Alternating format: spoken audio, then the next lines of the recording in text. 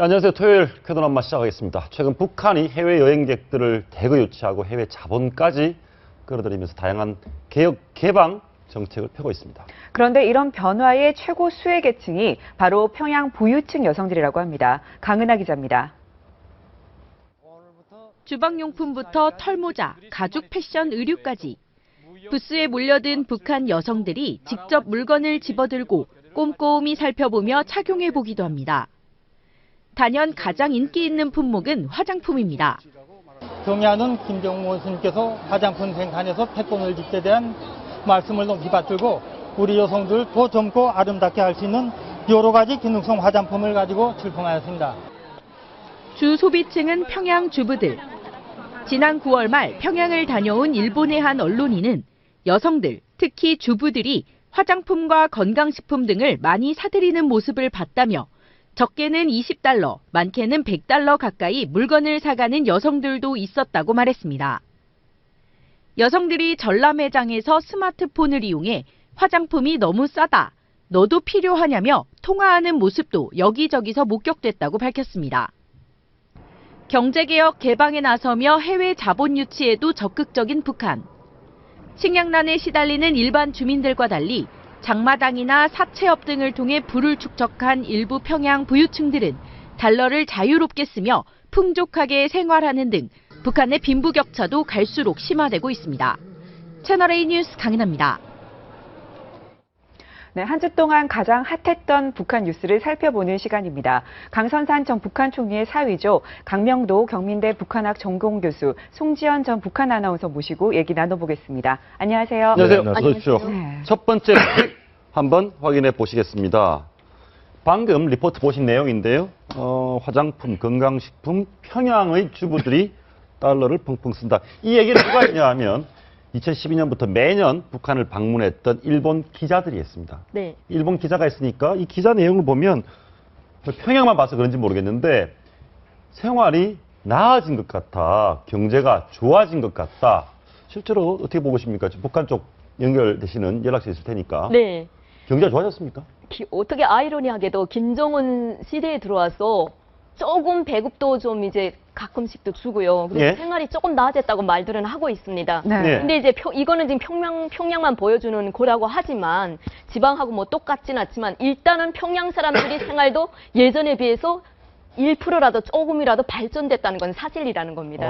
네, 그래서 평양 이제 그만큼 북한의 이제 그 시장은 이제 뭐 국가에서 승인하지는 않지만 장마당 경제가 더 활성화돼서 달러를 버는 사람들이, 그러니까 돈을 많이 유통하고 사람들이 돈을 많이 번다는 거죠. 이렇게 벌던 저렇게 벌던 암시장에서 벌던 뭐 이제 고위 간직 같은 거는 다른 사람의 이제 뇌물 같은 거 받아서 그걸 다시 뒤로 파는 한이 있더라도 일단 돈이 많이 돌아간다는 거죠. 네. 그러다 보니까 뭐 평양 여성들이 뭐 대부분이 나와서 시장에 와서 화장품도 사고 건강식품도 사고 그걸 다 달러로 하루에 뭐 $50, $100 같은 건 우습게 여길 정도로 그렇게 이제 소비를 한다는 건데 일단은 생활이 조금 나아졌다는 겁니다. 네. 그런데 북한 돈으로 $100, 그러니까 예를 들면 지금 이 평양에 다녀온 기자 같은 경우에는 $100라는 돈도 화장품을 사는데 펑펑 쓰더라 이렇게 얘기를 했거든요. $100는 굉장히 큰 돈 아닌가요? 그럼요. 예, 큰 돈이죠. 왜 일반 사람들은 약 1년에 한 10불 정도. 그런데 100불. 1년에 10불 이요? 1년에 한 달에 1불이니까. 그것도 1불도 많이 받습니다. 네. 일반 노동자 봉급이 3,000원이라고 하니까 1불이면 지금 7,000원 내지 8,000원인데 그러니까 네. 0.5불밖에 안 되지만 그래도 1불로 받더라도 예. 1년치 봉급 아니면 일반 노동자 10년치 봉급인데 이런 100불씩 쓰는 사람들이 과연 몇이나 될까 이제 그렇게 생각해 볼 예. 필요가 있고 그리고 평양시니까 가능한 거지 지방에는 이런 화려한 백화점도 별로 없고 외화상점은 있지만 평양에는 백화점들이 상당히 많은데 뭐 평양백화점, 제일백화점, 뭐 보통광백화점, 예. 새로 생긴 네. 대성백화점, 낙원백화점 엄청난 백화점들이 많은데 여기도 지금의 그전에는 외화 뭐 중국 거, 일본 일제 이런 것들이 많이 있었는데 지금은 북한에서 생산한 화장품이라든가 식료품이 예. 좀 이제 값진하게 진열돼 있다고 하잖아요. 문제는 다 달러를 판다는 겁니다. 북한 돈을 사야 되죠. 그렇죠. 아니 보통강 백화점이라면 북한에서 운영하는 백화점인데 국가가 운영하는 거 이렇게 달러를 주고 사야 된다면 북한 돈 주고는 못 사는 못 사죠. 그 외국인들이 가봤는데도 $50, $100를 쉽게 쓰더라. 그러니까 이런 사람들은 권력을 이용해가 평양에 있는 권력계층이 많지 않습니까? 뭐 네. 중앙당이라든가 검찰이라든가 보위부, 보안, 이민보안부 이러한 사람들의 가족들이 권력을 남용해가지고 돈을 벌어가지고 망탕 쓰는데 그 전에 제가 있을 때까지만 해도 돈의 출처 때문에 맘대로 쓸 수 없었는데 최근에 북한에 갔다 온 분의 이야기를 들어보면 5만 불까지는 허용한답니다. 5만 불. 5만 불. 5만 불까지? 큰 고액인데요. 예. 5만 불까지는 따지지 않는다고 합니다. 그 위에 이제 더 많이 쓰게 되면 이 많은 돈이라는 건 이상하잖아요. 어디서 났는지 이걸 이상하게 보기 때문에 근데 5만 불까지는 출처를 따지지 말라는 김정은의 지시도 있었다고 합니다. 예, 평양 주부는 우리 뭐 강남 북부인 얘기하듯이 좀 특별한 존재인 것 같습니다. 이 사람들이 오늘 보니까 화장품과 건강식품 예뻐지고 몸에 좋고 건강하고 그렇게 관심이 많은 모양이죠. 북한이 원래 그랬습니까? 원래 이제 어느 나라나 이뻐지고 싶어하고 뭐 건강하고 싶어하고는 사람의 일반적인 욕구인 것 같은데 예. 평양도 마찬가지죠. 여성분들이 이제 더 못 부리고 싶고 못 피우고 싶고 이러면 화장품이 좋아야 됩니다. 그러면 이제 화장품 같은 거는 달러를 주고라도 여성분들은 그 달러를 주고 화장품을 산다고 해도 아깝지 않게 생각하거든요. 네. 네, 근데 이제 우리 교수님께서도 말씀을 이제 하셨듯이 돈 있고 기득권 그 계층의 자그마한 그 간부 계층이라도 말단 간부직이라도 기득권이 있는 부인들이라든지 정말 그러면 평양에도 노동자가 있습니다. 그런 사람들은 정말 외화상점 그냥 구름의 떡이라고 생각하고 지나치는 분들이 많은데 일본 기자가 허락해서 나 평양 보통강 백화점 구경하고 싶어, 락원 백화점 구경하고 싶어. 그런 날은 좀 특별한 날 갔을진 모르겠지만 북한의 모든 사람들이 이제 달러를 그렇게 막 흥청망청 쓰면서 저렇게 화려하게 막 부유한 예. 것처럼 그렇지는 않다는 것을 좀 이해하셔야 될 제가 것 같습니다. 평양 주부 관련해서 하나 더 물어볼 게 있는데 이 네. 내용을 보면 그 일본인 기자가 이런 얘기를 했어요. 북한 평양의 아주머니들이 네. 물건 사고 막 사람이 너무 많아서 어깨에 살짝 부딪혔다고 큰 소리 치고 싸우더라. 북한 여성들이 그렇게 거셉니까? 이게 어깨 부딪혀 싸운다 제가 이 이제 얘기 하고 있거든요. 평양에 가면 그 평양 그 광복 평양 이제 김일성 광장 앞에 가면 일백화점이 있습니다. 수첩 하나를 사도 줄을 쫙 서야 됩니다. 이게 사회주의 나라의 그 전모이거든요. 아. 그럼 그 수첩을 2개를 사고 한 사람당 2개씩 팔거든요. 그러면 다시 또 뒤에 가서 또 줄을 서서 내 차례가 오면 다시 또 수첩을 사고 내가 이걸 오늘 100개를 사겠다 그러면 줄을 몇 번 서야 되는지 모릅니다. 근데 뭐 이제 어깨를 부딪히면서 했다니까 막 이제 물건이 있고 이게 우리 사회주의 나라에서도 이렇게 물건이 훈하고 이런 걸 보여주기 위해서 뭐 쇼를 했는지는 모르겠지만 뭐 두세 개도 두세입니다. 뭐 평양 여성들이라고 다 뭐 이렇게 순박하고 혹시 군대 갔다 오서 그런 거 아닙니까? 착하고. 다들 군대를 갔다 오니까 여성들이 예. 네. 네, 근데 실제로 보면 지금 북한 TV에서도 이 지금 여성들이 물건이 많이 샀다고 하는 그 평양의 전람회를 보여주고 또 이런 상품이 있다는 것을 알리고 이런 모습을 보여요. 그런 걸 보면 오히려 좀 소비를 좀 권장하고 있는 게 아니냐라는 생각이 들거든요. 소비 권장 분장 인대기는 100달러면 큰 돈인데요. 사치를 강요한다? 아. 많이 써라? 그러니까 이제 중앙 TV로 이제 보여주는 건 북한도 이렇게 살만한 나라고 물건도 많고 누구든지 가서 이렇게 물건도 산다. 근데 여기서 달러 직접 내고 사는 건 안 보여주잖아요. 예. 그건 뭐 달러로 사용하는지 아니면 북한 화폐를 사용하는지 안 보여주고 저렇게 화려한 모습을 보여주는 건 중앙 TV를 보여준다는 것은 저 북한이 이렇게 어려운 나라가 아니고 항상 뭐 북한에 가서 좀 북한을 좀 편들고 싶은 뭐 이런 뭐 재미교포 같은 사람들이 상당히 잘 말하잖아요. 거기 가니까 맥주도 대동강 맥주 청년들이 앉아서 웃으면서 맘대로 먹고 뭐 잘 살고 살기가 좋은 나라더라 이런 이야기하는 그게 바로 중앙 TV가 노리는 선전 효과인데 네. 그런 걸 보여주기 위한 거지. 아까도 말씀드렸지만 지방에 가서 아무리 함흥이나 청지나 대도시에 가더라도 저렇게 화려한 모습을 찾아볼 수가 없습니다. 그 사람들은 이제 장마당에 가게 되면 다 중국제 상품이나 아니면 북한에서도 이제 일반 개인이 가정에서 만든 상품이라든가 물품이라든가 식료품 가지고 나오지 저렇게 평양처럼 화려하지 않는데 저기는 관광객들을 유치하기 위한 한가의 선전 효과를 노리고 저렇게 하는 것 같습니다. 네. 그런데 그 평양 주부들이 화장품 이뻐지는 거, 뭐 건강식품 먹고 이런 게 혹시 어찌됐건 김정은이 지도자 아닙니까? 네. 김정은이 신세대 지도자고 그렇죠. 영부인도 젊고 예쁜 신세대고 혹시 그런 젊은 신세대 지도자 부부의 영향을 좀 받고 있는 건 아닙니까? 당연히 영향을 받죠. 예. 예전에 이제 김정일 때는 부인을 대동하고 다니지 않았기 때문에 북한 여성들이 모델로 삶은 것은 다 영화 배우들이었습니다. 영화 배우들이 영화에서 어떤 먹도리를 두르고 나온다든지 어떤 옷을 입고 나온다면 북한의 모든 전역의 이제 여성분들이 그 비슷한 거라도 사서 입으려고 이제 노력을 했단 말입니다. 그런데 지금은 김정은의 부인 이설주가 아주 예쁘고 몸매도 예쁩니다. 그러니까 이설주가 입었던 모든 모형의 옷이라든지 신발이라든지 심지어 가방이라든지 헤어스타일이라든지 모든 패션이 모든 북한 전역 이제 여성들에게 그게 이제 모델화가 돼서 쫙 퍼져나간다는 겁니다. 그럼 만약에 이설주가 김정은이 옆에서 대동하면서 이제 어떤 옷을 입었다면 야 저런 옷이 장마당에서 요즘 유행이래. 이거 뭐 이설주 동지 뭐 치마래. 이게 이설주 동지 뭐 꽃 뭐 원피스래. 원피스 원단이래. 막 이러면서 서로 막 사간다는 게 아닙니까? 그러니까 예. 그게 말하자면 이제 김정은이 젊었기 때문에 또 이설주가 젊었기 때문에 그걸 보고 이제 따라하는 경향이 80~90%죠. 이설주 영향으로 물건이 잘 팔리는데 우리 남한에서는 박근혜 대통령이 완판, 박근혜 대통령이 하면 잘 팔립니다. 다음 소식 한번 보시겠습니다. 청년 강조한 김정은 23년 만에 대규모 청년 동맹. 예. 지난번에 그 전성 열병식 때도 김정은 메시지에서 청년을 유달리 강조를 했습니다. 네. 당시 영상 김정은의 육성 연설 한번 들어보시죠. 조선노동당의 남다른 긍지는 혁명의 전도와 민족의 장래를 떠매고 나갈 청년 대군이 준비되어 있는 것입니다. 청년 동맹의 큼직큼직한 일감들을 대담하게 맡겨주면서 믿음과 사랑 속에 우리 청년들은 당을 따라 언제나 곧바로 나아가는 전군만마와도 같은 강철의 청년 대우가 있기 때문입니다. 네, 지금 육성 연설을 들어봤는데 이번 육성 연설에서 청년을 무려 19번이나 언급을 했습니다. 굉장히 많은 횟수인데 자, 이전부터 사전 행사도 있었잖아요. 뭐 횃불 행사라든지 뭐 백두산 발전소 건설부터 시작해서 모든 행사들이 청년 위주로 된 행사들이 많았고 열병식에서도 청년들이 굉장히 많았어요. 그래서 저 일 때문에 이제 많은 그 평론가들이라든가 이제 시사 토크하는 분들이 아, 이제 청년, 세대 교체가 이루어지지 않는가 이렇게 생각하는데 김정은이 물론 세대 교체 하겠죠. 그러나 아직은 그 김정은이가 젊었기 때문에 청년들을 주로 위주로 이제 언급을 많이 했고 이번에 공사 현장에서 청년들이 상당히 많이 사망도 건설 현장에서 많이 다쳤다고 합니다. 특히 백산 건설 현장에 같은 데서는 엄청나게 이제 희생당했다고 하는데 그리고 청년들을 동원시키는데 속도전 청년 돌격대화처럼 그 전에 사회주의 노동청년 동맹이었는데 그게 이제 김일성 사회주의 청년 동맹으로 바뀌었는데 김정은 보면 아이들 지나갈 때, 청년 지나갈 때 가장 밝게 웃습니다. 예, 그러니까 왜냐하면 그 나이 든 사람들보다 오히려 뭐 장년들보다 시위할 때 지나가는 사람들은 장년들 아니에요. 그러니까 청년들을 지나가게 되면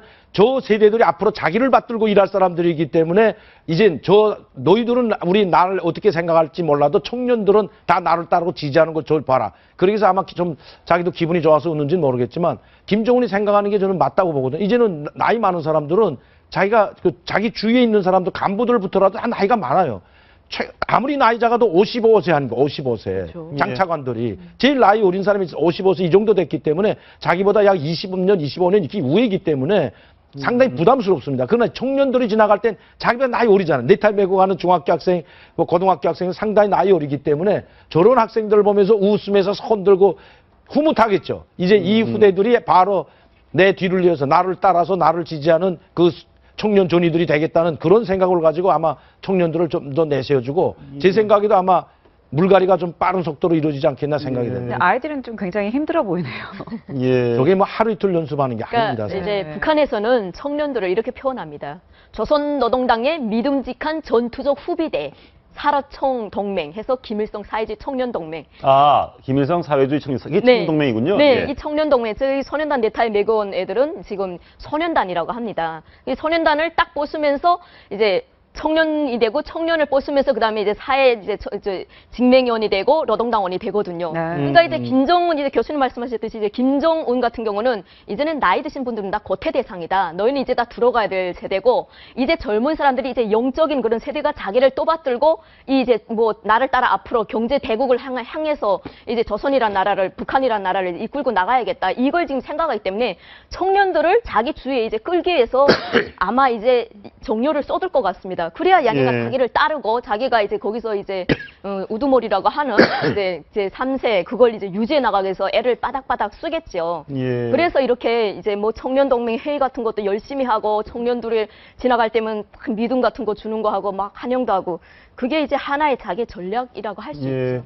청년들, 그러니까 젊은 지금 저기 방송에 나왔던 중고등학생들은 이를테면 장마당 세대 아니겠습니까? 우리 저 남한에 사시면서 우리도 우리 신세대들 있지 않습니까? 요즘에 그렇죠. 힙합하는 신세대, 전혀 다른 신세대. 북한도 저렇게 사회주의 교육을 철저히 해도 신세대는 많이 다릅니까? 장마당 세대? 그렇죠. 쟤네는 지금 고난의 행군 때 태어나서 지금 한창 자라는 애들이기 때문에 자기네 엄마 아빠의 모습을 보면 직장에 충성하던 사람들의 모습이 아니고 엄마는 그냥 장마당에 나가서 장사를 해서 한 끼 한 끼를 정말 아득바득 열심히 자기네를 굶겨 죽이지 않게 해서 그렇게 행복을 받기 때문에 네. 김정일이나 당이나 그 어떤 것도 믿지 않으려고 해도 애들이 돈이 있어야 장마당에 가서 책이라도 한 권 구입할 수도 있고 돈이 있어야 영어 교육을 더 받아서 내가 좀 더 고위급이 돼서 사람들에게서 뇌물을 받을 수 있고 높은 권위에 올라갈 수 있고 이런 걸 생각하지 김정은에게 충성해가지고 이런 생각을 하지 않는다는 겁니다.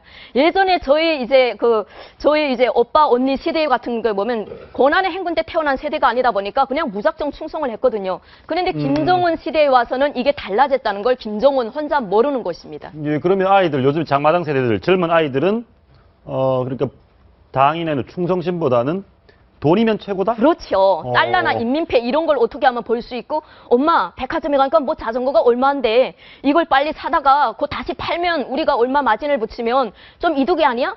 이런 애들이거든요. 지금 애들은. 네. 그렇군요. 그럼 지금 뭐 이렇게 내년 초에 청년 동맹도 열고 대대적으로 23년 만에 연다고 하는데 이렇게 여는 게 과연 이 장마당 세대들의 마음을 잡는 데 효과가 있을까요? 그러니까 이제 그렇기 때문에 열려고 하는 거죠. 왜냐하면 김정은이 올라와가지고 느닷없이 고아원을 많이 짓지 않았습니까? 예. 고아원을 많이 짓고 청년들이나 어린아이들한테 많이 관심을 보이는데 앞으로 나라의 주인은 이런 청년들이 나라의 주인이라는 걸 인식하고 있고 또 이 아이들이 벌써부터 이제 우리 성정 아나운서도 이야기했지만은 장마당을 통해서 먹고 자라는 세대이기 때문에 이걸 잘 다독이고 사상교양 사업을 잘 하지 않고 청년들을 관심을 두지 않으면 삐뚤어가 갈 수가 있거든요. 그러니까 이제 23년 만에 청년동맹 회의를 한다고 하지 않습니까? 그것도 왜 하겠습니까? 23년 만에. 김정일이는 방심했던 그 청년들을 김정은이 올라와가지고 이 아이들을 다 잡지 못하면 지금 군대 나가 있는 아이들도 다 장마당 세대 아닙니까? 이런 청년들을 다 잡지 못하면 나라의 미래가 없다고 생각하겠죠. 아니, 그런데 교수님, 이제 청년들 동원하는 건 좋은데 그 청년들이 김정은 의도대로 별로 잘 안 따를 것 같은 게 너무 고생을 시켜요. 뭐 이게 맨손으로 댐 지으라고 그 금강산 무슨 백두산 댐인가요? 백두산 발전소. 발전소. 네. 발전소에 보니까 건설 장비는 별로 없고 뭐 사람들이 이렇게 막 삽을 떠서 저렇게 공사를 시키고 저런 곳에 청년들을 많이 동원했다고 들었거든요. 네. 청년들 불만이 있을 수밖에 없을 것 같습니다. 예전에는 저런데 동원을 시켜도 선전차가 와서 방송차가 와서 자력갱생 강거분투 혁명 정신으로 백두의 혁명 정신으로 이러면 사람들이 그냥 싫어도 그냥 따라갔는데 지금 김정은 세대 이 김정은까지 와서 지금 청년들은 아이고 배고파 죽겠는데 뭐 백두의 혁명 정신 강거분투 자력갱생 이런 말 하면 콧방귀 낀다는 게 아닙니까? 그리고 나 여기서 무사히 건강하게 죽지 말고 살아 돌아가자. 이걸 하나의 구호론에서고 그냥 자기네 과제를 주면 대충 빨리 해서 빨리빨리 이 위기만 넘기려고 하고 그러다 보니까 자꾸 사고가 일어나고 붕괴 사고가 일어나고 김정은도 참 사실 문제인 거죠. 백두산 발전소 사실 언제 붕괴될지 몰라요. 왜냐하면 시천 발전소에 집중을 해가지고 엄청난 원재를 쌓았는데 그게 물이 새기 때문에 물을 채우질 못합니다. 물을 채야만이 발전기를 돌릴 수가 있는데 물을 채울 수가 없대요. 왜? 물을 가득 채우면 무너질 수 있는 위험이 있기 때문에 부실공사가 돼버린 거죠. 그러니까 그건 인민군대, 그렇죠. 새 있는 모습이 네, 인민군대가 지었는데도 불구하고 그러는데 그러면 청년들이 지은 저 백두산 발전소는 겨울에 다 공사를 했습니다. 겨울에. 예. 겨울에부터 시작해가지고 겨울에 공사를 했기 때문에 저게 상당히 부실화됐다는 거죠. 그리고 저 공사장에서 빠져나가기 위해서 뇌물까지 준다는 거 아닙니까? 어떻게 해서라도 이 돌격대에서 빠지려고요. 그러니까 저기는 간부들 자녀들은 가진 않습니다. 거기다가 또 이제 북한에서 말하는 고마르카 세멘트가 있고 저마르카 세멘트가 있습니다. 고마르카, 네, 저마르카. 고마르카는 여기로 말하면 찹쌀이라고 이제 생각하시면 되고 저마르카는 영도가 낮은 이제 세멘트거든요. 배가 고프니까 고마르카 이제 그 세멘트를 내다가 바꿔서 두부 바꿔 먹고 술 바꿔 먹고 거기다가 저마르카 같은 거 많이 섞어서 이게 멀탈 작업을 한다는 겁니다. 3대 1로 섞어야 된다고 하면 그냥 저마르카를 3대 넣고 고마르카는 한 삽 이렇게 넣어가지고 자기네가 다 바꿔치기 하고 저마르카는 싸니까 고마르카는 비싸게 팔 수 있으니까 그런 말들이 이제 탈북자들 속에서 공건이 돌고 자기네가 어느 발전소에 갔었는데 야 너무 배가 고파서 막 정말 세멘트 밤에 내다가 포대치기로 팔아서 술 뭐 이제 두부 이런 거 바꿔 먹어야만이 배고픔을 잊을 수가 있었다. 네, 탈북자들의 인터뷰 주문에서 나오는 말들입니다. 결국 김정은이 애는 많이 쓰지만 본인 의사대로 청년들을 장마당 세대를 자기 휘하로 충성심을 갖게 끌어들이기는 쉽지는 않아 보입니다. 예, 다음 소식 한번 보시겠습니다. 김정은 시대 젊어지는 북 방송도 변신, 뭐 아나운서셨으니까 방송도 변신입니다. 방송도 변신. 예. 네. 방송 쪽에 어떤 변화가 있다는 거죠? 방송 쪽에 이제 김정은 시대에 들어와서 예전에 이제 거태대상 나이 드신 아나운서들, 인민방송은 뭐 이제 공은방송은 됐던 분들은 좀 들어가셔라. 껌미녀 아나운서들 나와서 좀 방송의 이미지를 변모시켜라. 아마 이런 것 같습니다. 아, 그전에도 이 꽃미남, 꽃미녀 저 화면 보니까 아나운서였나요? 북한 도시는 네. 특수 효과를 쓰네요. 굉장한데. 굉장히 예. 인삼을 굉장히 화려하게 그래, 보여주는데. 그전에는 저런 걸 쓰지 않는데 우리 방송을 계속 들다보고 있으니까 맨날 채널A 뭐 어쩌고 말하지 않습니까? 여기서 방송하는 것에 대해서 뭐 논평도 하고 하는데 그러니까 예. 이걸 많이 따라하는 것 같아요. 방송하는 이 데스크도 우리하고 비슷하게 하고 시사 토크하는 것도 우리하고 비슷하게 하고 저 화면은- 젊은 방송원들도 다 바뀌고요. 이제 컴퓨터 그래픽 같이 네. 보이는데요. 네, 예. 네. 굉장히 잘 만들었네요. 네, 예. 가상화면 안에 지금 아나운서가 들어가서 뭔가를 그러네요. 설명하고 있는 모습인데요. 가상현실에 들어가가지고 지금 있는데 네. 우리가 저거 많이 하지 않습니까? 그렇죠. 우리 역사 네. 여긴 뭐 이제 할 때는 저런 걸 쓰는데 네. 북한도 이제 아마 저렇게 아마 하는 것 같습니다. 예. 저게 많이 달라진 거죠. 저희가 있을 땐 저런 걸 전혀 없었고. 저분은 북한 아나운서인가요? 이분은 텔레비전에 나오는 아나운서가 아니고요. 우리 대남 아나운서. 네. 그러니까 아니, 저는 저 한국 아나운서인 줄 방송 알았습니다. 같은데 예. 이제 네. 인터넷 방송으로 나오는 거고 지금 오른쪽에 있는 아나운서가 조선중앙 아나운서. 네. 예. 저분도 지금 조선중앙 들어갈 TV, 때가 됐는데 저분은 한 40대 중반이니까 조금 더 있어야 들어갈 것 같고 그 전에 뭐 이춘희 아나운서 같은 분들 같은 경우는 다 예. 들어간 것 같습니다. 네. 네. 이따금씩 한 번씩 나옵니다. 가끔씩 네. 가뭄에 야. 끝나듯이 나오지만 다 들어갔습니다. 그 이춘희 아나운서 하면 정말 인상적인 게 많잖아요. 굉장히 격앙된 김일성 죽었을 모습도. 때, 김정일 네. 죽었을 때 나와서 다 이춘희가 하지 않았습니까? 그러니까요. 예. 네. 그것뿐만 아니라 그냥 서울을 불바다로 만들 것이다.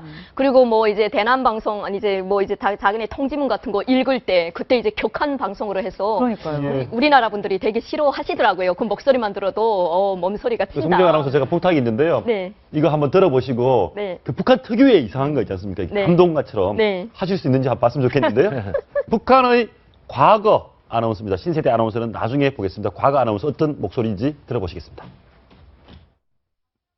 조선중앙 통신사 보도 제3차 지하 핵시험을 성공적으로 진행.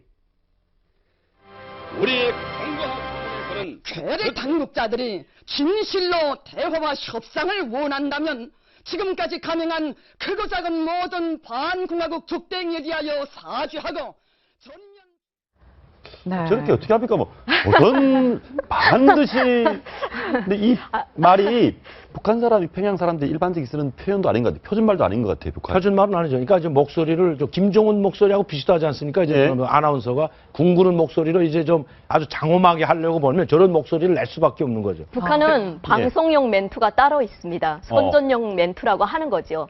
그래서 여기서처럼 당을 따라 앞으로 이렇게 말하면 그거는 불합격입니다. 이자처럼 조선중앙 방신사 보도 제3차 지하 핵실험을 성공적으로 진행함에 대하여 어우, 잘하시는데요. 예, 예. 이게 울려야 됩니다. 어. 그렇지 않으면 이게 방송원의 기질이 없다고 합니다. 평상시에 말하는 것과는 완전 다른 말이죠. 그렇죠. 평상시는 평양 사람들이 그랬습니다. 저랬습니다. 어서 오시라요. 뭐 이거 사가십시오. 뭐 이렇게 말하지만 방송용에서 그렇게 말했다가는 이게 잘리는 거죠. 네. 예. 항상 전투적으로 혁명적으로 이렇게 말하지 않습니까? 방송도 전투적으로 혁명적으로 해야 된다고. 근데 이제 이렇게 호소력이 있어야 되니까요. 바뀐 게 김정은 이 영향입니까? 시켰습니까? 나이 드신 분 빼고 젊은 사람 해라 이렇게. 그렇죠. 김정은도 아마 지긋지긋할 겁니다. 자기 네. 아버지 세대 때 자기랑 아버지 세대 때 같이 일하던 분들이 자기 주위에 이제 똘똘 뭉쳐가지고 같이 현지자니까 얼마나 싫겠습니까? 네. 정말 이제 젊은 사람만 봐도 길을 받겠는데, 그러니까 방송원이라도 좀 환한 이미지가 나오라. 좀 화나네요 이제. 네. 이제 환해졌습니다. 왜 말투도 맨날 좀 나이 드신 부드러워 분들만 보여요. 나오냐. 네. 좀 배경 이미지도 좀 바꾸고 우리도 대한민국보다는 좀 더 멋있게 좀 나가자. 아마 이렇게 또 지시를 내렸을 것 같습니다. 그래서 많이 바뀐 것 같습니다. 제가 봐도. 이거는 네. 우리나라 종편 방송과 거의 유사하게 하는. 네. 예. 패널들이 나와서 얘기도 하고 대담도 하고 그전엔 저런 그런 게 모습이 없었습니다. 돼요. 아, 네. 아담의 형식으로 소파에 앉아서 이렇게 이야기하는 형식은 있었지만 저런 데스크에 나와가지고 패널로 나와서 하는 건 없었거든요. 아, 예. 네. 그러니까 많이 좀 바뀌긴 바뀌는데 그것도 김정은이 머리에서 나온 것보다 김여정이한테서 좀 나오지 않았을까. 김여정. 이번에 그 김정은이 연설한 뒤에서 살짝 자기 비춰주는 거 보면 해도 보통 여자는 아니죠. 열병식 때. 따이오리지만 예. 김정일이 자기가 그랬다면서요. 있다는 걸 보여줘요. 네. 자기 주석단이 못 나오니까. 김정일이 살아있을 때 김정철, 뭐 김정은보다 딸인 그렇죠. 김여정을 김여정이가 추구했다면서요. 상당히 머리가 똑똑하다고 이야기할 정도로 상당히 용리한 모양입니다. 아, 그렇군요. 아나운서 되는 게 어렵습니까? 미모보다 뭐 외모보다 출신 성분이 중요하다고도 하던데. 그렇죠. 북한은 이제 피가 중요한 겁니다. 백두산 이제 줄기는 아니더라도 낙동강 6.25 전선 쪽에 우리 할아버지가 뭐 돌아갔다든지 이런 혈맥이 중요해서 그 혈통이 돼야 조선중앙 사회주의 뭐 거기를 외치는 선전도구로서 중앙 아나운서를 할 자격이 있지. 일반 사람이 성분이 나쁜데 언제 당을 따라 앞으로 외칠 수 있냐. 아무리 잘해도 안 네, 됩니다. 인물이 아무리 예쁘고 목소리가 아무리 톤이 좋다고 해도 중앙 아나운서가 되기에는 성분을 진짜 80% 90%를 왜냐하면 이제 이춘희가 뭐 전투적 구호를 외치고 항상 그 중요한 방송을 하는데 자네 할아버지 월남에 때 이러면 안 되잖아요. 그렇죠. 그렇죠. 그런데 실제로 정말 인기 있는 직업인가요? 아나운서가? 한국에서는 굉장히 인기 있는 직업 중에 하나잖아요. 네, 북한도 아나운서 하면 인기 있는 직업이고 사람들이 몹시 부러워합니다. 근데 그 직업이라는 게 중앙당에는 아나운서분들은 김정은이나 김정일이 예전에 막 벤츠까지 선물할 정도로 대우를 잘해주는데 지방에 있는 아나운서들은 정말 개밥의 도토리입니다. 예, 인기는 그러면 있는데 이 돈을 만질 수가 없는 거죠. 앞으로 김정은이 좋아할 신세대 아나운서 얘기를 짧게 한번 들어봤으면 좋겠는데요. 한번 보시죠. 자주시보가 보면서 다음과 같이 전해집니다. 13일 오후 5시 20분경 미 대사관 정문 건너편 광화문 광장에서 두 여성은 효순이 미소니를 죽인 살인마 미군은 단균 가지고 이 땅을 떠나라는 고를 위대한 서구개방 전쟁 승리 62돌 경축. 확실히 변했습니다. 네, 네. 말투가 정말 부드럽네요. 진짜 그거는 이제 뭐 우리 민족끼리에서 나오는 아나운서. 그러니까 모양도 우리 한국 사람들 비슷하게 호감계, 우리 한국 분들이 호감을 가는 사람을 딱 내세워놓잖아요. 그냥 저 틀었다가 뭐 별 볼 일 없어도 그 여자 얼굴 보려고 조금 더 틀어놓을 수가 있지 않습니까? 그러니까 네. 아마 우리가 호감 가는 몸도 가리하게 하고 뚱뚱하지 않잖아요. 그런데 북한 아나운서는 아무리 젊어서도 몸이 뚱뚱하잖아요. 네, 몸이 좀. 예. 알겠습니다. 마지막 소식 보겠습니다. 마지막 소식은 최근에 많이 나왔던 내용인데요. 우리가 우리 한국 내에서 교과서를 국정교과서를 만들자라는 것에 대해서 우리나라 교과서에 북한이 너무 관심이 많습니다. 뭐라고 하는지 북한이 한번 들어보시겠습니다. 파시오 독재와 친미 친일 4대 매국으로 얼룩진 지옥스러운 과거를 미화하고 부활시키려는 전대미문의 역사 쿠데타이다. 네, 전대미문의 역사 쿠데타다. 지금 북한이 우리 교과서에 대해서 그렇게 얘기를 지금 하니까 여야가 지금 저 국정교과서 때 시끄러운데 네. 저 이야기를 하는 것은 제가 말씀하신 이 다른 쪽이거든요. 저 이야기를 저렇게 북한 쪽에서 해주면 오히려 여기서 역사 쿠데타다고 이야기하는 분들이 상당히 입장이 따분해지는데도 그것도 모르고 지금 저렇게 하잖아요. 그럼 제가 얼마나 문맥이 똑같습니다 지금. 역사 쿠데타라고 주장하는 분들이 그 이야기하는 것과 저 북한이 북한의 이야기가 것과. 똑같다는 건 그래서 항상 왜 어떻게 너희는 북한을 항상 이 시가 북한에서 하고 싶은 말만 너희가 하냐. 너희 정부가 아니냐 좌파냐 이런 말들이 많이 나오는 것이 바로 저런 아나운서들 북한의 입장이 저렇기 때문에 그러거든요. 그러니까 북한의 입장과 어느 한쪽의 이 역사 쿠데타 이 국정교과서를 바꾸면 안 된다고 하는 그런 분들의 목소리가 내용과 문맥까지도 똑같기 때문에 상당히 그분들이 진보적이고 좋은 입장에서 이런 이야기를 해도 항상 저쪽 편을 두는 것처럼 보여줄 수밖에 없는 거죠. 특히 이제 친일, 새로 국정교과서를 만들면 그 내용이 친일파, 미화하고 친일일 것이다. 지금 여기서도 그렇게 이야기하지 않습니까? 똑같이 얘기를 하고 있는데. 똑같이 이야기하는데 그래서 항상 북한 대변인이 아니냐 하는데 아니나 다를까 지금 저쪽에서 저렇게 이야기하면 오히려 이쪽을 도와주는 게 아니고 이쪽 사람들이 입장이 곤란해진다는 거죠. 진보 쪽에 있는 입장이. 그럼 북한 하면 또 북한에 대한 역사도 좀 궁금한데 북한에서 역사를 배우면서 이건 좀 황당했다 싶은 거 좀 없으신가요? 북한에서 역사를 배울 때는 그런가 보다 하고 듣죠. 근데 제가 한국에 와서 저 한국사라는 저 역사 교과서를 이쪽에서 출판한 거랑 저쪽에서 출판한 거 다 읽어본 적이 있습니다. 네. 그걸 보면서 이제 북한에서 내가 배웠던 역사, 제가 북한의 역사에 되게 취미가 있었는데 딱 보면서 북한이 지금 저렇게 말할 자격이 안 되는구나. 자기네는 김일성, 김정일 역사를 한국에서 북한 사람들에게 그런 식으로 세뇌를 시키면서 우리의 역사 교과서에 대해서 뭐 이러쿵저러쿵 말할 자격이 있냐.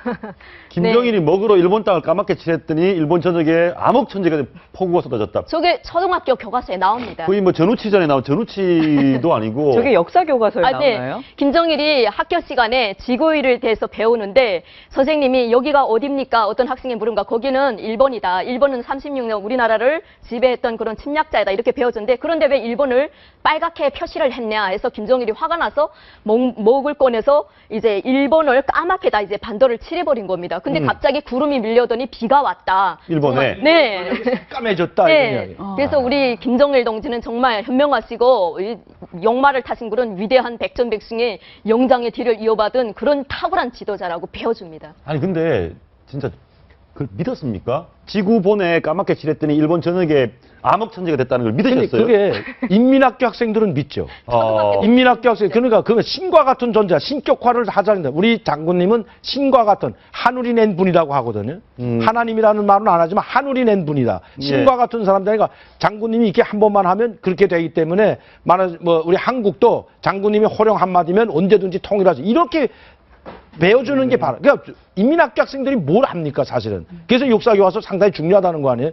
김정은이가 3살 때 총을 쐈다 그러면 아니 그게 정신병자 누가 부모가 총 쏘라고 총 쏘는 부모가 정신병자지 어떻게 그걸 총 쏘라고 줍니까? 3살 낸 아이한테. 신이니까 사람의 신이니까 신이 그럴 수 있는데 마지막으로 그걸 물어보겠습니다. 뭐 신들 북한의 신이 굉장히 많습니다. 신들인데 저희가 지금 논란이 되고 있는 것 중에 하나가 김좌진 장군 네. 항일 투쟁하신 청산리 전투는 저희가 배웠는데 네. 저희는 보천보를 몰랐거든요.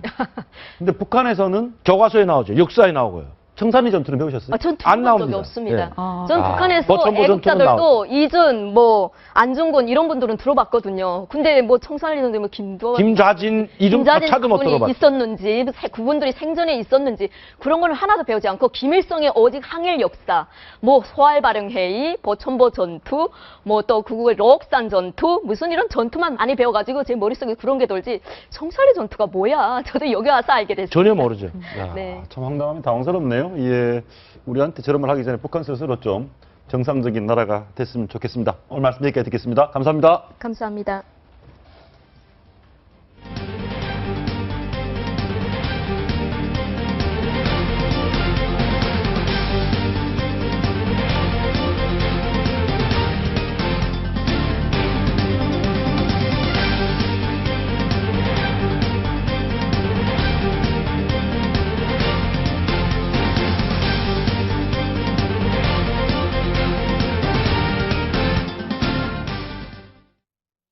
네, 계속해서 정치권 이야기 나눠보겠습니다. 윤영걸 전 배경닷컴 대표, 이상우 이덕대 부총장, 김근식 경남대 교수 나오셨습니다. 쌤, 어서 오십시오. 안녕하세요.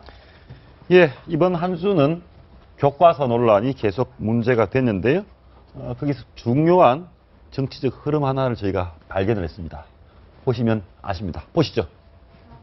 역사 교육은 결코 정쟁이나 이념 대립에 의해서 국민들을 가르고 학생들을 나누어서는 안 됩니다. 악마의 발톱을 감춘 이러한 형태로 지금 만들어져 있기 때문에 아주 교묘하게 표현되어 있기 때문에 근데 학생들이 보는 자습서, 교사용 지도서는 완전히 좌편향된 그런 내용을 담고 있습니다.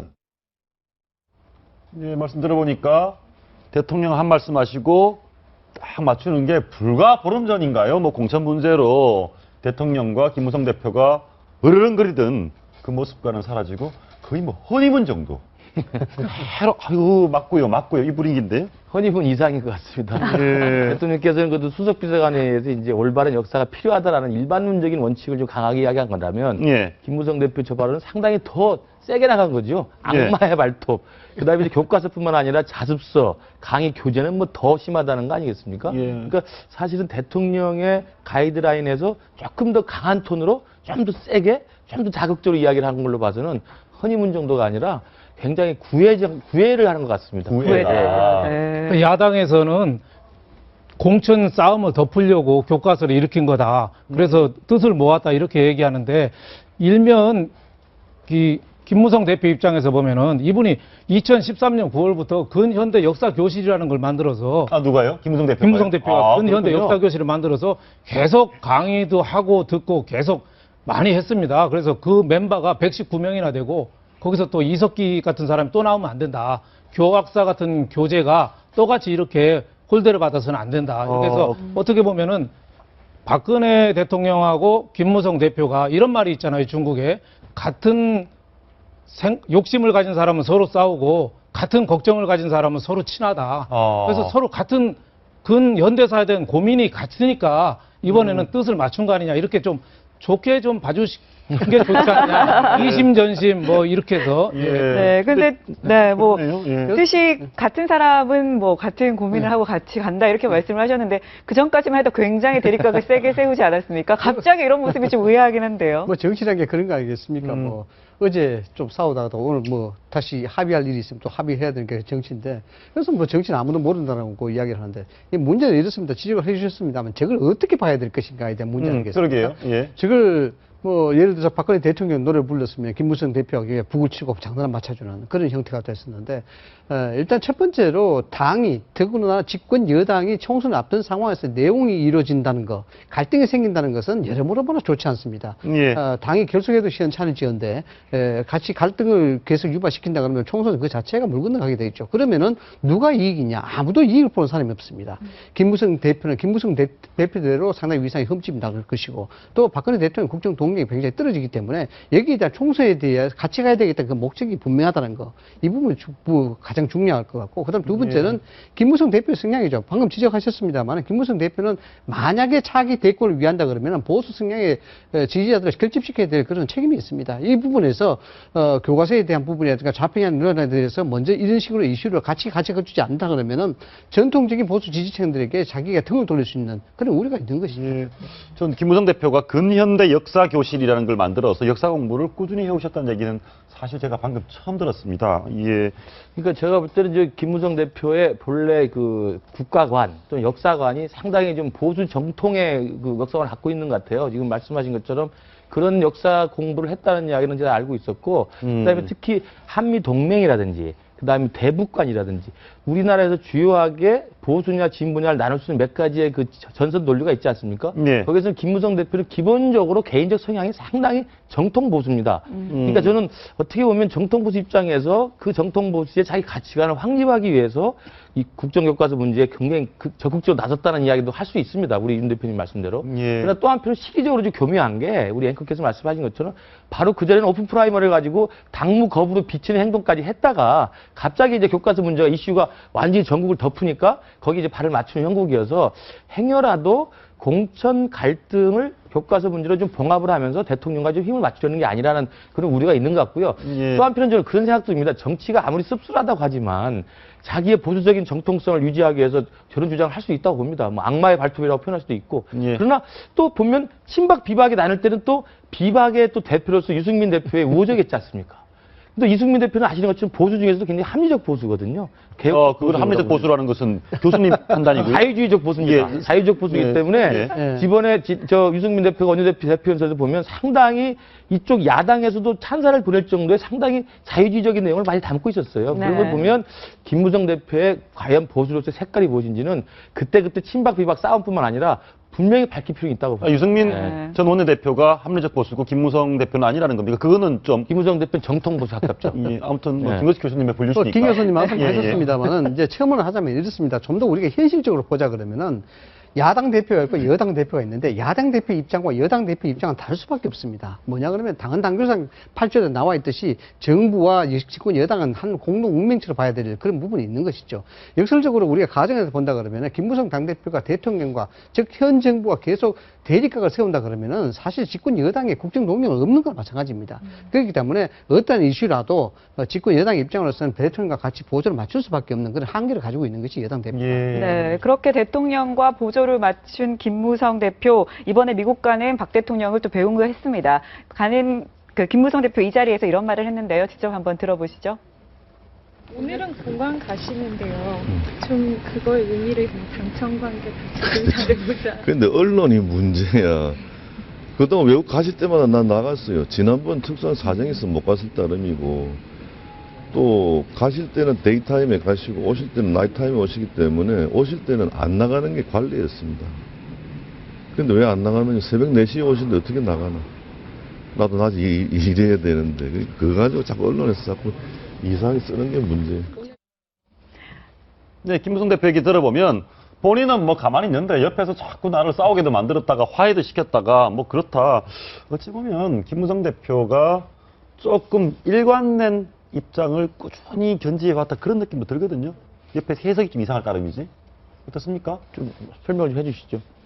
그동안에 뭐 오픈 프라이머리, 뭐 안심 공천 계속 조금씩 변화는 해왔지만 자기 주장은 뭐 계속 유지를 해왔다고 볼 수 있겠죠. 그리고 이번에 미국 가시는 것도 그렇습니다. 이제 과거에는 갈등했지만 과거 그 이전부터 대통령과 김무성 대표는 같은 것을 걱정한다는 게 맞는 것 같거든요. 예, 당시에 미국에 대한 인식, 얘기, 방미했을 때 모습들 한번 들어봤으면 좋겠는데요.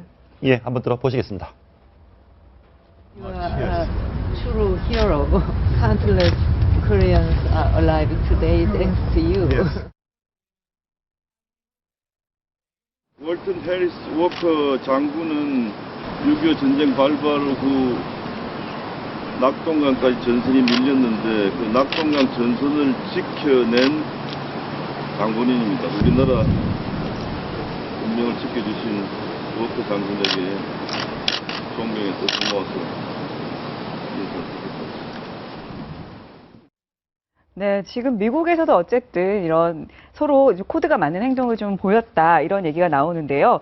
자, 그러면 어쨌든 전략적으로 김무성 대표와 박 대통령이 서로 뜻을 맞춘다고 하면 이 전략적인 동맹이 계속 갈 수 있을까요? 그러니까 저는 한미동맹을 굉장히 강조하는 모습이라든지 국정교과서 논란과 관련해서 뭐 대한민국의 정체성을 걱정하는 모습이라든지 이런 건 이제 보수의 아이콘으로서 할 수 있는 거라고 봐요. 그러면은 김무성 대표나 박근혜 대통령이나 좀 큰 차이는 없을 겁니다. 그러니까 자기들 스스로가 보수로서 갖고 있는 가장 그 강한 가치관들이 있습니다. 그런 것들에 대해서는 뭐 대통령과 김무성 대표가 뭐 마다할 일은 없다고 보고요. 다만 이제 우리가 기억했던 갈등은 그런 보수의 가치관들이 아니라 당내의 공천권과 관련된 것으로 비춰지는 내용들, 또 당내 역학구도와 관련된 것들, 그다음에 예컨대 여야 간의 어떤 협상하고 주고받는 것에 대해서 청와대가 반대하거나 불편한 것들을 집권당에서 계속 밀어붙인다든지 이런 등등의 이제 역관계의 문제이지 역관계가 아니고 한미동맹을 강조한다든지 또 미국의 어떤 우리의 중국 경사를 우려하는 것을 불식시키는 문제라든지 이런 건 아마 김무성 대표가 저렇게 적극 나서서 저를 2번씩 하고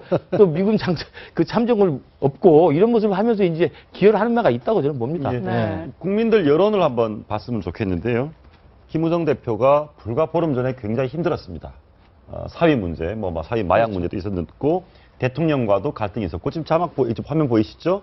그렇게 어려웠던 가정사 문제, 대통령과 갈등 문제 어려웠던 김무성 대표가 최근에 대통령과 사이도 좋아지고 지지율도 높아지고 양자 대결을 가정했을 때 처음으로 문재인 대표를 꺾었습니다. 너무너무 행복한 상황입니까? 아니면 의도했던 겁니까? 여의도 정가에서는 한때 이런 소문이 많이 돌았습니다. 최근에 들어와서 이제 이 소문 좀 잠식이 됐는데 뭐냐 그러면은 김무성 당대표가 저렇게 저자세로 나오는 것은 뭐 개인사적인 문제가 뭔가 약점이 있지 않느냐라는 그런 어떤 소문이 날 정도로 그 부분에 대해서 좀 비관적으로 비판적으로 보는 시각이 많았었죠. 이제 그런 것들은 일종의 유언비어고 이제 헛소문이라고 지금 이야기를 할 수가 있는데 뭐냐 그러면은 김무성 당대표가 사실상 상도동에서부터 사실 정치를 시작했습니다. 이 상도동에서 정치를 시작했다는 것은 YS 밑에 있었는데 그 당시 정치적 형태 자체가 소위 말하는 보수 정치 아니겠습니까? 그 밑에서 철저하게 배워왔었던 그런 사람이다. 많은 측면에서 정치적 성향 그 자체를 조금 엿볼 수가 있는 건데 왜냐 그러면은 당대표가 되면서 일관되게 보여준 어떤 스탠스가 있죠. 뭐 어떤 스탠스냐? 싸우지 않는다는 거죠. 소위 말해서 청와대가 어떻게 나오든 또는 야당에서 어떻게 나오든 이런 부분에서 자기가 철저하게 대립각을 숨기는 이런 형태로 왔었고 소위 말해서 마주쳐야 손바닥이 마주쳐서 박수가 나는데 자기는 손바닥 마주칠 기회 자체를 안 만들어주는 거죠. 그래서 싸우지 않았다는 거예요. 그것이 원활한 어떤 지도력을 보여주는 그런 계기가 됐다. 이렇게 봐야 되는 것이고 일종의 당청 관계는 양떼들을 몰고 가는 거와 똑같습니다. 한 길로 가는데. 그래서 양떼들이라는 것이 꼭 한 길로만 질서정연하게 가지 않지 않습니까? 삐져나오기도 하면 그래서 이제 목동이 다시 잡아넣고 한 길로 가도록 만드는데 꼭 그러한 형태와 같은 거다 본다 그러면은 김무성 당대표의 지금 당대표로서의 입장, 이 비난받는 것이 좀 더 뭐 과감하고 결단력 있는 모습들은 안 보이기 때문에 이제 여기서 이제 비난을 받는 것인데 그런 점만 좀 보완한다 그러면은 당청 관계는 잘 원활하게 갈 수 있는 걸로. 김무성 대표 지지율이 오히려 높아진 게 김무성 대표가 잘했기보다도 문재인 대표가 달리기 하다가 자꾸 넘어져서 혼자 김무성 대표가 뛰는 거 아니냐 이런 생각이 듭니다. 역사 교과서 문제도 문재인 대표가 구체적으로 친일이다. 반독재다, 뭘 구체적으로 좀 대응을 했어야 되는데, 반유신이다, 뭐 조금 막연하게 좀 대처를 했어요. 그리고 또 정신대 할머니 앞에 가서는 또 정신대 할머니를 모욕하는 책이 또 나옵니다. 이런 식으로 좀 구호식으로 갔거든. 구체적으로 좀 안 하고. 예, 과장되고. 그리고 또 강동원 의원이 대선 불복에 대해서도 좀 얘기를 하려면은 사과나 유감 표명을 확실하게 해야 되는데 그건 아니고 대법원이 오래 끌어서 뭐 3년 동안 안 하고 있다는 동 자꾸 이렇게 하다 보니까 김무성 대표가 좋아서기보다도 새정치연합의 대표가 이게 너무 좀 다음 세대를 좀 맞추기는 좀 미래에 대한 비전이라든지 이런 걸 너무 좀 안 보여주는 거 아니냐 이런 실망감 이런 것도 있지 않느냐 생각이 듭니다. 그러니까 지지율의 역전은 이제 말씀하신 것처럼 김무성 대표는 일단 상대적으로 대통령과 같이 가면서 대통령의 콘크리트 지지층이 있지 않습니까? 예. 콘크리트 지지층을 기본적으로 흡수하면서 자기 집토끼를 가지고 가는 거고 예. 말씀하신 문재인 대표는 집토끼는 어차피 호남 아닙니까? 호남의 집토끼는 자꾸 빠져나가는 형국이죠. 예. 그러면서 자기의 산토끼는 좀 잡을 수가 없는 상황이기 때문에 기본적으로 구도에서 이렇게 바뀔 수 있는 구도가 지금 최근 며칠 사이에 생겼다는 생각이 듭니다. 그리고 네. 이제 국정교과서 말씀하셨는데 제가 봐도 지금의 여당, 그러니까 박근혜 대통령과 새누리당이 좌편향을 문제 삼으면서 국정교과서로 가는 건 저는 반대를 하고 있습니다. 왜냐하면 획일화의 의지를 갖고 있기 때문에 바람직하지 않다고 그러는데 그렇다 하더라도 야당의 전 대응이 지금 말씀하신 것처럼 저쪽이 획일화로 가는 건데 저게 유신 또 독재 정권을 회귀시키는 망령이다라고 미리 규정하는 건 제가 볼 때 국민들한테 크게 다가가지는 않아요. 오히려 국정화 방침이 대한민국의 국격에도 맞지 않고 역사 교과서를 제대로 바로잡는 데 현명한 방식이 아니다라는 합리적인 대안을 제시하는 게 좀 낫다고 봅니다. 네, 어쨌든 뭐 지금 공천 갈등이 굉장히 첨예했던 상황에서 두 사람이 어쨌든 갑자기 교과서를 들고 나오면서 이런 상황에서 갈등이 봉합되는 모습을 보였잖아요. 예. 그런 걸 보면 보통 두 사람 모두 이 보통 고수가 아니다 이런 생각 좀 들기는 해요. 그러니까 제가 볼 때는 네. 일각에서 그런 말 있지 않습니까? 이 교과서 논쟁이 지금 전국을 완전히 뒤잡으면서 문재인 대표는 또 대표들하고 비주류와의 힘든 싸움이 있었는데 그게 완전히 덮였지 않습니까? 예. 또 김무성 대표도 오프프라임을 둘러싸고 당청간의 갈등에서 완전히 덮인 형국이란 말이죠. 그래서 오히려 일부러 이게 저기 청와대 박근혜 대통령하고 여의도의 문재인 대표가 서로 교감이 있었던 게 아니냐라는 그런 일각의 의혹도 나올 정도니까 지금 결과론적으로 보면 여야 간의 내부에 잠복되어 있는 불씨가 일단은 수면으로 내려간 건 맞습니다. 그러나 이제 역사교과서 논쟁이 어디까지 갈지 모르겠습니다만 그것이 내년 총선 어차피 남아있기 때문에 끝까지 잠복될 수는 없을 거고 조만간 다시 결과론적으로 네. 정치 10단 박근혜 대통령이 모두를 평화롭게 만들었는데요. 이 평화가 깨어질 단초가 또 보입니다. 유승민 전 새누리당 원내대표 얘기 한번 들어보시겠습니다. 저는 새누리당 공천을 경쟁을 할 거고요. 상향식 경선을 해서 경선하면 당연히 경선에 참여하고 저는 공천을 받으려고 100% 확신하는데 예, 저 말씀을 들어보면요. 공천 100% 확신한다. 이런 거 어떻습니까? 본인 입장에서는 여전히 강경한 느낌이 좀 주는데요.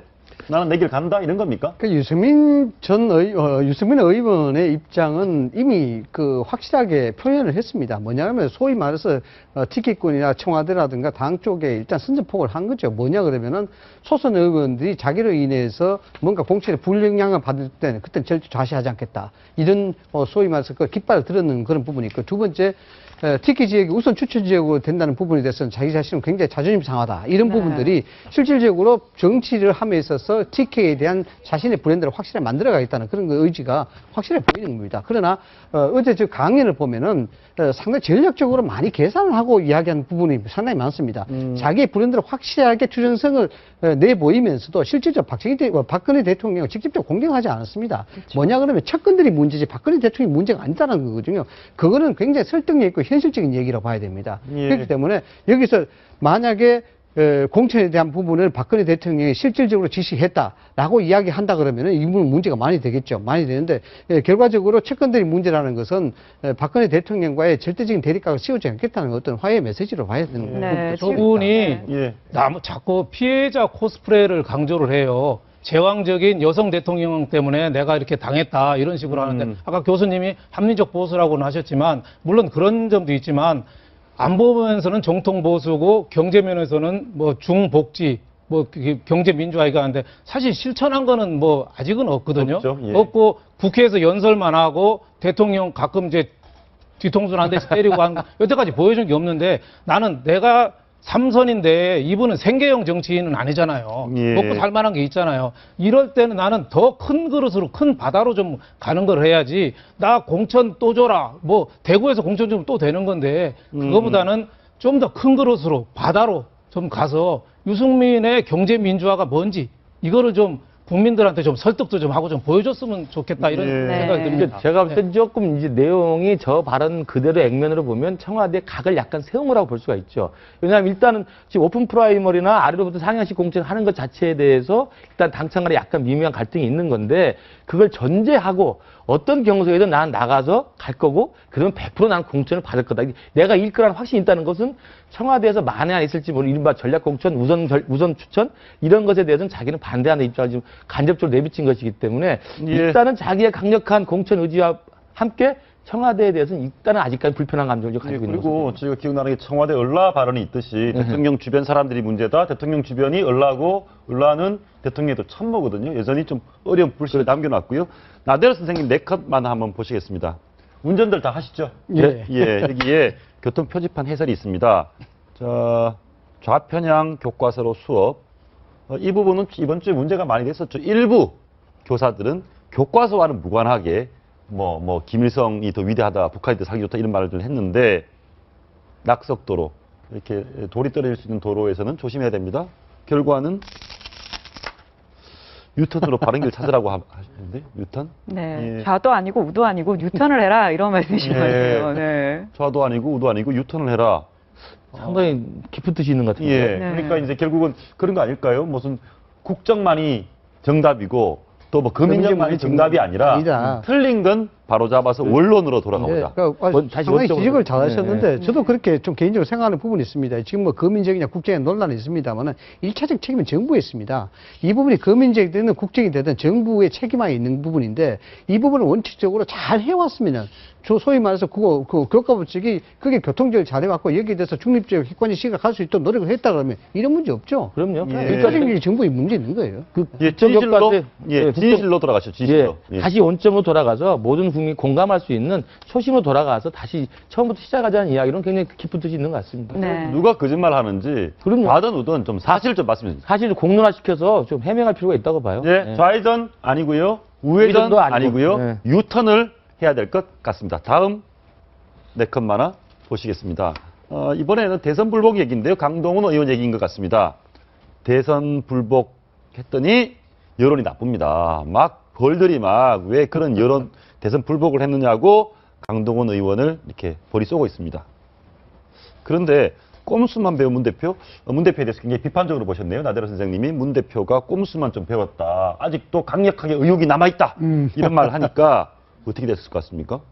예. 별 말 안 했는데 이렇게 머리에 이렇게 혹이 많이 났네. 예, 벌을 많이 쏘였습니다. 이 부분은 이제 문 대표 같으신데요. 이 대선 불복 이것에 대해서 제대로 대처를 못했다. 뭐 혹이 많이 났다. 이 부분 동의하십니까? 야당 지지자로. 예, 맞습니다. 그러니까 사실 강동원 사태 같은 경우는 지금 임기가 이미 국정 전반기를 넘어서서 후반기로 가는 상황이고 국민들 중에 일부가 그 불법 개표라는 것에 의혹을 갖고 있지만 이미 전반적으로 이미 그것에 대해서 아무도 동의하는 사람이 많지가 않아요. 그것을 국정에서 한복판에서 수류탄처럼 만들어 놓고 뒤로 빠지면 대표라는 사람은 오히려 강력하게 그걸 제지해주고 유감을 표명하면서 당의 전열을 재정비하는 게 맞습니다. 거기서 애매한 입장을 가지면요 국민들이 혼란스러워하죠. 알겠습니다. 문 대표가 다음에는 어떻게 또 어떤 상황에 잘 대처하는지 지켜보도록 하고요. 말씀 여기까지 듣겠습니다. 감사합니다. 고맙습니다.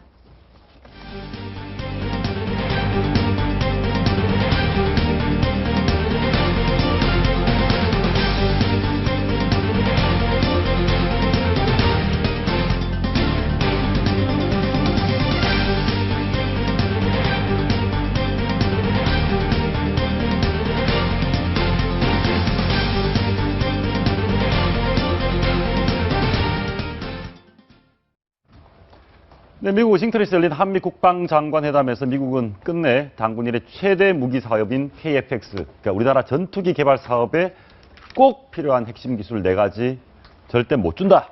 이제는 못하겠다. 이렇게 통보를 했습니다. 우리 대통령이 미국까지 찾아가서 얘기를 했는데 너무 단호하게 거절을 당했습니다. 18조 원 규모 한국형 전투기 사업이 어떻게 굴러갈지 신인균의 군사 엑스파일에서 자세히 살펴보겠습니다. 대표님 어서 오십시오. 안녕하세요. 그전에 18조라고 하니까 너무나 그 얘기인데 이 차세대 전투기 사업 KF-X가 어떤 사업인지 짧게 좀 설명 주시죠. 네, 이제 우리 그 F5 제공호 예. 굉장히 노후됐거든요. 한 40년 다 돼가는데 이것을 대체하는 사업이에요. 120대 전투기를 만드는데 이걸 미국에서 수입하지 말고 우리가 한번 만들어보자 이런 건데 개발비가 8조 R&D 비용이죠. 개발비가 8조 5천억 원 정도. 예. 그리고 생산비가 또 한 8, 9조 정도 해서 합해서 18조입니다. 예. 그러니까 뭐 한 대당 한 1,500억 이상 이렇게 들어가는 거죠. 그런데 이제 말씀하신 대로 기술이 조금 미비해서 지금 난관에 봉착했죠. 예, 한번 보시겠습니다. KF-X 사업. 아무튼 우리도 음속 소리 속도의 2배나 되는 막강한 우리의 전투기 하나 가져보자 해서 우리 20조 가까이 들여서 시작을 했는데 문제는 미국이 기술을 주지 않습니다. 그 기술을 한번 봤으면 좋겠는데요. 이게 저희도 좀 새로 보는 내용이어서 네. 궁금하긴 합니다. 이 무슨 레이더도 있고요. 네. 무슨 잼핑이라는 이상한 표현도 있고 굉장히 어려운 게 많은데 네. 하나 물어보겠습니다. 네. 미국이 우리한테 이전 안 해주는 4가지 기술, 그 기술이 없으면 네. 그 기술 없이 전투기 만들면 전투기가 성능이 많이 떨어집니까? 21세기에 만드는 전투기를 이제 20세기 성능의 전투기로 쓰는 거죠. 그래서 이제 외형은 제가 뭐 여기서도 그 KF-X 외형을 여러 번 소개했지 않습니까? 예. 그 지금 저 화면에 나오는데 외형은 멋지지 않습니까? 멋지네요. 그런데 예. 그렇게 멋지지만 실제로 만약에 그 4가지 기술이 없으면 실제로 성능은 지금 현재 우리 공군이 쓰고 있는 F-16보다 훨씬 떨어지는 그런 전투기가 되죠. 기존 전투기보다도 더 성능이 떨어질 수 있다. 그렇습니다. 그런 얘기네요. 예. 네, 그렇군요. 그런데 이런 핵심 기술을 지금 미국이 절대 못 준다라고 거부한 거 네. 아닙니까? 네. 그런데 지금 한민구 국방장관까지 가서 펜타곤까지 가서 요청을 했는데도 안 준다. 네. 그렇게까지 거부하는 이유가 있을까요? 저는 그게 황당합니다. 한민구 국방부 장관이 가신 게 황당합니다. 아, 간 게 황당하다? 그렇죠. 어차피 안 줄 거를 뻔히 아는데 미국도 알고 한국도 알고 나도 알고 다 조금 전문가는 다 아는데 왜 거기 갔을까? 저는 그게 지금 이제 앵커께서 최초에 모두에 그러셨어요. 우리 대통령까지 갔는데 미국이 단호하게 거절했다. 예, 국민들 느낌은 그래요. 국민 감정은. 예. 그대로 지금 전달한 거지 않습니까? 국민 예. 감정을. 예. 그러면 한미 정상회담, 이번 정상회담은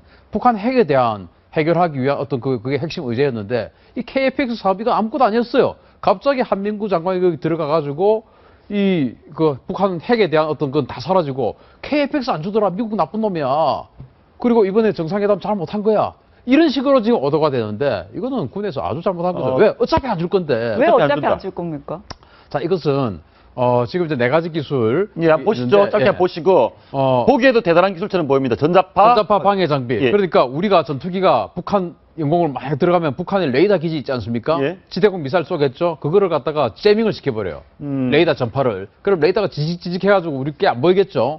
그렇게 만들어버리는 겁니다. 북한이 네. 레이더가 이 비행기를 인식 못해서 피해를 막을 수 있다. 그렇죠. 적 지상 지대공 미사일 레이더나 적 전투기 레이더를 무력화시켜버리는 기술입니다. 굉장히 중요하네요. 이거. 그리고 그다음에 또 이제 다기능 위상 배열 레이더. 이건 저건 뭡니까? 이제 전자식 레이더인데 예. 우리가 보통 이제 이 화면에서 영화 같은 데서 보면 레이더는 초록색 무슨 바늘 같은 게 왔다 갔다 하면서 그렇죠. 예.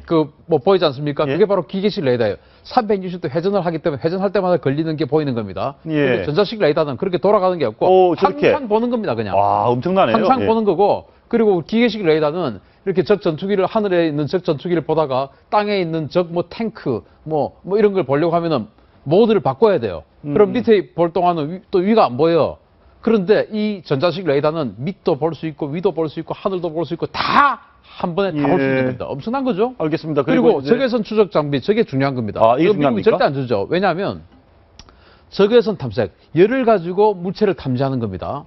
자, 그러면 스텔스 전투기가 전자파를 갖다가 튕겨내기 때문에 우리 레이더에 안 보인다고 그러잖아요. 예. 그렇지만 스텔스 전투기도 엔진은 있어가지고 뜨거운 열은 있을 거 아닙니까? 예. 그러면은 적외선 탐색 추적 장비가 아주 좋으면 스텔스 전투기의 열을 추적해가지고 스텔스 전투기 형상을 파악을 해버려요. 그래서 레이더에는 안 보이지만 저게 뜨거운 것이 있다. 그러면 저게 바로 레이더는 안 보이는데 뭔가 뜨거운 물체가 있으니까 저건 스텔스 전투기다. 이렇게 인식을 할 수 있는 겁니다. 예, 대표님 말씀 들어보니까 이 하나하나가 엄청난 기술력이고 특히 적으로부터 나를 보호할 수 있고 상대편 스텔스를 무력화할 수 있는 것입니다. 그렇죠. 그래서 영국, 뉴질랜드, 호주, 캐나다 이런 거의 영연방 국가, 미국과 형제나 다름없는 그런 국가에게도 한 번도 준 적이 없는 겁니다. 영국에도 준 적이 없습니까? 안 줬습니다. 그런데 우리가 지금 이걸 달라. 안 주죠, 당연히. 그리고 안 준다고 이미 여러 번 했습니다. 그런데 그것을 장관이 간다고 준다? 그 장관은 왜 갔는지 모르겠어요. 예, 보시겠습니다. 뭐, 그러니까 불가하다 알려줬고 영국, 이스라엘, 미국 최고 우방에도 기술을 준 적 없는 기술이다.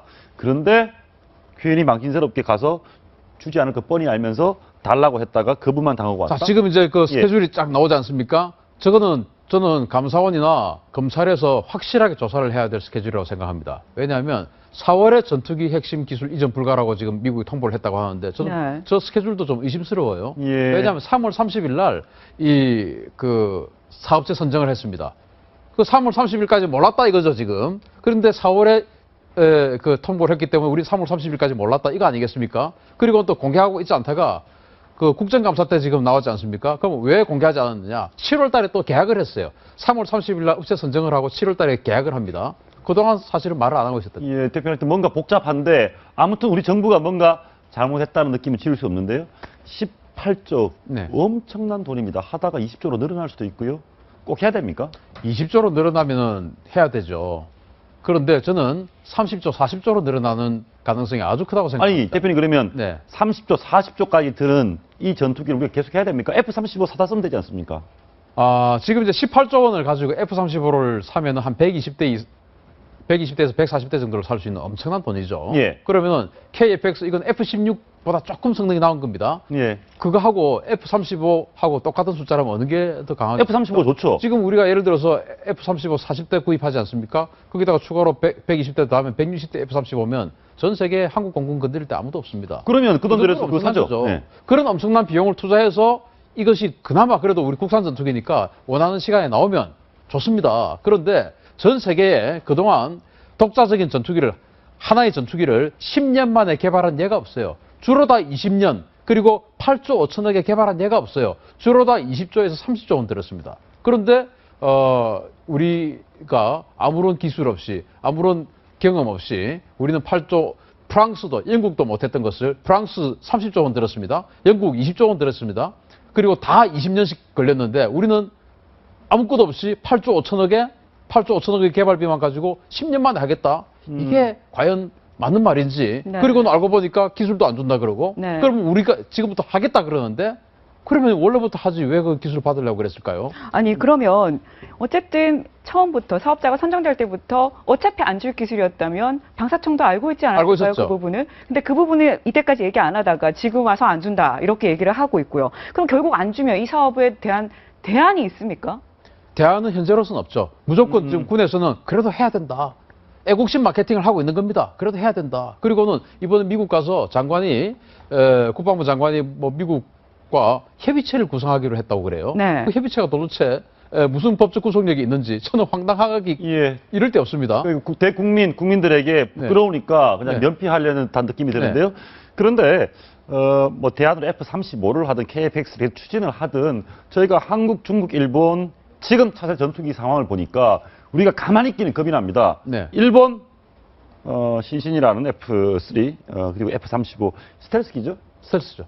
우리는 그냥 수입하는데 일본은 자체 조립도 합니다. 라이센스 생산하죠. 그래서 일본이 우리보다 막강한 공군력을 가질 수 있는 상황이 됐습니다. 그리고 중국의 젠 20, 젠 31 스텔스기죠. 성능 어떻습니까? 성능은 젠 20은 중국 말로는 F-22하고 비슷한 성능이다. 지구 최강이네요.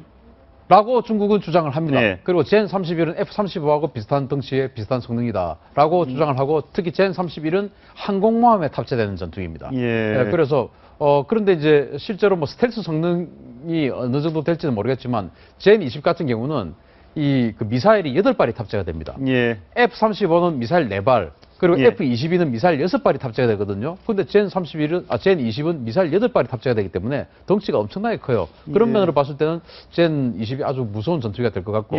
마지막으로 한번 보시겠습니다. 저희가 이제 가상을 했는데 북한이 유사시에 북한이 흔들릴 때 북한 정권이 붕괴가 되면 중국 젠 20 비행기가 들어오고 우리가 KF-X 또는 F-35를 막아야 됩니다. 북한으로 들어오는 중국을 막아야 되고요.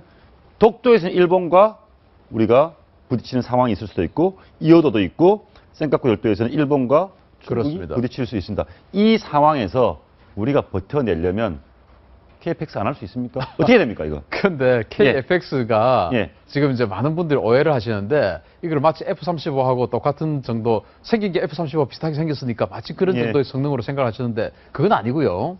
F-16, 예. F-16보다 조금 나은 성능입니다. 그러면은 F-16보다 조금 나은 성능이면 F-18 정도 되겠죠. 예. 그리고 지금 우리 공군이 가지고 있는 F-15K 있지 않습니까? 그건 F-16보다 훨씬 나은 성능입니다. 그렇죠. 예. 그리고 그 F-15K보다 F-35는 더 훨씬 나은 성능입니다. 예. 그러면은 이 F-3, 일본의 F-3는 F-35보다 더 강한 전투기, 스텔스 전투기를 개발하겠다고 한 F-3하고 그보다 제가 벌써 몇 단계 이야기했지 않습니까? 예. 그거하고 지금 붙이면은 그건 안 맞죠. 또 젠20은 그 F-35보다 더 한 칸 위에 있는 F-22하고 비슷한 성능이라고 자기네들 주장하는 걸 또 몇 단계 아래 거하고 또 붙이면 안 맞죠. 예, 지금 대표님 말씀 들어보니까 우리가 여기서 이길 수 있는 길은 없습니다. 지금의 KFX로는 정부가 좀 잘 지혜를 짜내서 F-35를 많이 하든 어쨌든 우리가 실질적인 공군력을 강화하는 제가 방안을 F-35를 주장을 하면 좋겠습니다. 마치 F-35 사자고 하는 말 같으니까 다른 방향을 생각할 필요도 있다라는 겁니다. 예, 알겠습니다. 오늘 말씀 감사합니다. 네.